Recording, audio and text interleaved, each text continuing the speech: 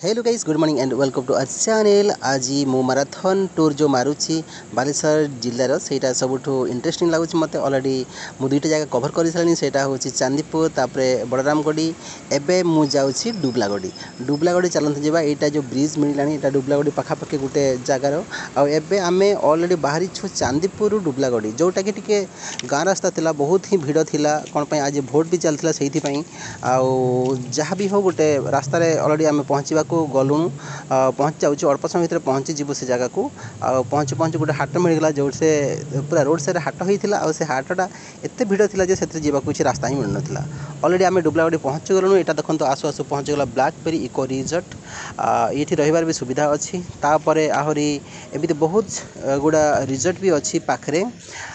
देखो एपटे आहरी गोटे रिजॉर्ट अच्छी। यहाँ हूँ बाणी कटेज डुबलागढ़ी बीच इको रिजॉर्ट। यहाँ गोटे अच्छी आहरी भी अच्छी होटेल सी विलास इन। यहाँ भी बहुत बढ़िया है, बहुत बड़ा जगह नहीं से आउ से रूम गुड़ा भी सुंदर सुंदर सुंदर सुंदर अच्छी। माई इको कैंपटा तार एंट्रेंस बहुत सुंदर लगुला। चलते भीतर को जावा तार देखीदे केमती बनाई तार रूम गुड़ा के सुंदर है तार जगटा। माई इको कैंप रास्ता सुंदर है निहाती भीतर भी सुंदर होता है मुझे भावुँ। आउ से बहुत इंटरेस्टेड कि से जगह देखीदे ही मनटा मानब, कारण आम फ्यूचर के आसबार थी ये आम रहीपर। देखो अलरेडी देखा माई इको कैंप। ये बुलापाई गाड़ी भी सुविधा अच्छी। आउ देखो केते सुंदर सुंदर कटेज है।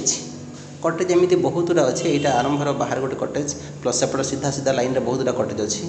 और से पछपटे भी देखा जाउछि प्लस मझे गोटे छोट पार्कटे अच्छी। आप देखिए मुझे निजर निजर ब्लॉग कला भाया करदे जे भल लगुच। ये जगह बहुत सुंदर लगुच, स्पेसियस अच्छी, फ्री लगुच, केते सुंदर पवन भी बजे ये जेहतु सी बीच साइड रिजॉर्टा कैंपटा से यार बढ़िया बढ़िया। ये रेस्टोरेंट भी अच्छी जो आप खाईपारे। आउ से ऊपर पटे तो बहुत गुड़ा जगह अच्छी जोटा आपको देखी पारे भल भाव में, कहीं भीतर को मुझे पशिनी से फाइनाली कहि ये जगह बहुत सुंदर अच्छी। वेरी गुड इंटरेस्टिंग लगुच ये जगहटा। चलते जावा बीच बुलिक पलि आसवा। देखो बीचटा केते लंबा देखा जाउछि। लोक कम अच्छा तथापि सुंदर लगुच। कौन पाई ना ये जो बीचटा है बहुत ही लंबा, मत लगुच जमी मेरीना बीच भाया एत लंबा देखा जाउछि। तमिलनाडु जमी मेरीना बीचटा बहुत लंबा, यहाँ भी बहुत लंबा देखा जाउछि। आउ लोक मैंने खेला खेली कम अच्छा तथापि ठीक अच्छी। देखो झाउस बण केते सुंदर है, लंबा पूरा पाखापाखि मतलब लगुच 3-4 किलोमीटर पूरा लंबा विस्तारित होकर रही। ये जहाँ फाइनाली किए जन मत कही डुबलागढ़ी गोटे जगह अच्छी। आठी सुंदर सुंदर बीच भी अच्छी, लोक बहुत जाती से फाइनाली आसी पहुँची से डुबलागढ़ी देखापी। जे मुझे देखा आसी फ्यूचर मो पिला छुआ फैमिली समस्त नहीं आसबि। ए जगार किसी स्मृति नहीं आम समस्त मिसिकी जीवु से जगह देखा पलि आसी। जो दुर्भाग्य कथा जे मु जो आसिली सेटा मु चांदीपुर आसी से चांदीपुर पटू आसापी गाँ रास्ता थिला जोड़ा कि बहुत खराब रास्ता थिला। बहुत खराब रास्ता माने पूरा 1.5 घंटा बोर लगी आपको इच्छा हे जे अधा रास्ता फेरी पड़ेबी।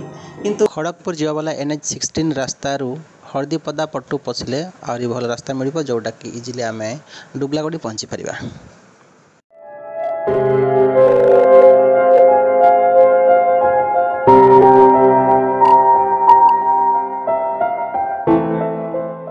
देखो मुझे मौज मस्ती करदे समुद्र पानी रे। यहाँ भी करवा कथा कहीं किए तो मो सहित नहांती तथापि मुझे निजे लोनली जस्ट एक्सपीरियंस करने पलि आसी।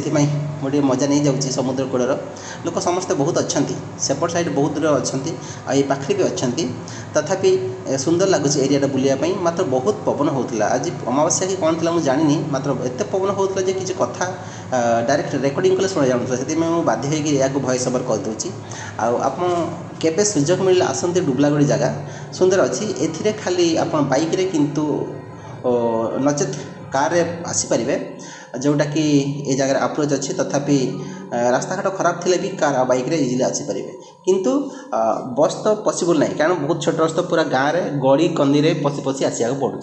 मेन रास्ता अच्छी पाखापाखि 2 किलोमीटर जो रास्ता सेटा बहुत छोट रास्ता अच्छी से कार ही आसीपार।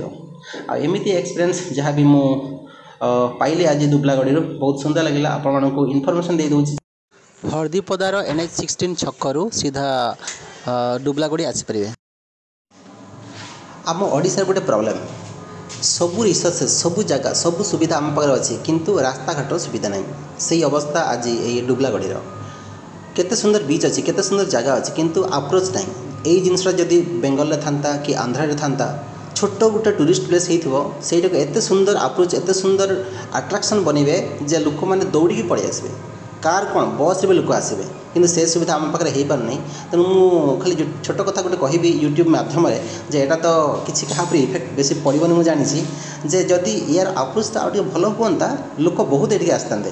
କାରଣ ଆମେ ଚାନ୍ଦିପୁର ଯାଉଛୁ, ସେଇଟା ଭଲ ରାସ୍ତା ଅଛି ଚଳିବ, ଆଉ ଏପଟେ ଡୁବ୍ଲାଗଡ଼ିକୁ କାହିଁକି ଭଲ ହେଇପାରିବନି? ଡୁବ୍ଲାଗଡ଼ି ଆହୁରି ସୁନ୍ଦର ସୁନ୍ଦର ରାସ୍ତା ହେଇପାରିବ। ଆଉ ମୁଁ ବେଶୀ କିଛି କହିବିନି, ଯେ ଯାହା ମୁଁ ଫିଲ୍ କଲି ସେଇଟା ମୁଁ ଏକ୍ସପ୍ରେସ୍ କରିଦେଲି। ଢେଉ ଆସି ଆସି ମୋତେ ପହଞ୍ଚି ପାରିଲା ନାହିଁ, ମୋତେ ଛୁଇଁ ପାରିଲା ନାହିଁ।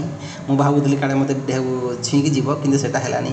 ଦେଖିବା ଏଇ ଯେଉଁ ଛୋଟ ଢେଉଟା ଆସୁଛି, ଦେଖିବା ମୋତେ ଟଚ୍ କରିପାରିବ କି ନାହିଁ। ମୁଁ କହିବା ହିସାବରେ ଯଦି ମୋତେ ଟଚ୍ କରିବ ମୁଁ ବହୁତ ଖୁସି ହେବି। ନିଜେ ଠିଆ ହେଇଛି ଆଉ ତାକୁ ଆହ୍ୱାନ କରୁଛି, ଯେଉଁଟାକି ପସିବଲ୍ ହେଇପାରିଲା ନାହିଁ। ଏମିତି ବହୁତ ମୌଜ ମସ୍ତି ହେଲା ଡୁବ୍ଲାଗଡ଼ି ବିଚ୍ରେ। ଯେ ଆପଣମାନେ ବି ଆସନ୍ତୁ କେତେବେଳେ ଏଇ ଆମ ଓଡ଼ିଶାର ଟୁରିଷ୍ଟ ପ୍ଲେସେସ୍କୁ ଏନ୍ଜୟ କରନ୍ତୁ ଆଉ ଭଲ ପାଆନ୍ତୁ, ସମସ୍ତେ ଦେଖନ୍ତୁ।